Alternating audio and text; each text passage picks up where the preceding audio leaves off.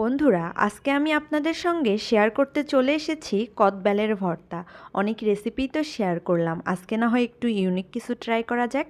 আসসালামু আলাইকুম, আশা করি আপনারা সকলে অনেক ভালো আছেন। বাজার করতে যেয়ে কদবেলের দেখা পেলাম, দেখার পর খুব লোভ লাগলো খাওয়ার, অনেক দিন খাওয়া হয় না।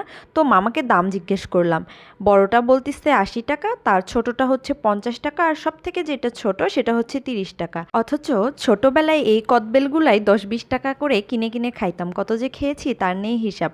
তো এটা মাখানোর জন্য আমি বাসায় নিয়ে চলে এসেছি, আর এখানে নিয়ে নিয়েছি 4টা কাঁচামরিচ আর সঙ্গে কদবেলটা। মামাকে বলেছি আর কি, কদবেলের যে মশলাটা আছে ওটা আপনি দিয়ে দেন, আমি বাসায় গিয়ে নিজের মতো করে মাখিয়ে খাবো। তো আজকে আমি আপনাদেরকে দেখাবো বাসায় কিভাবে আপনারা ইউনিক স্টাইলে এই কদবেলটা মাখাতে পারেন।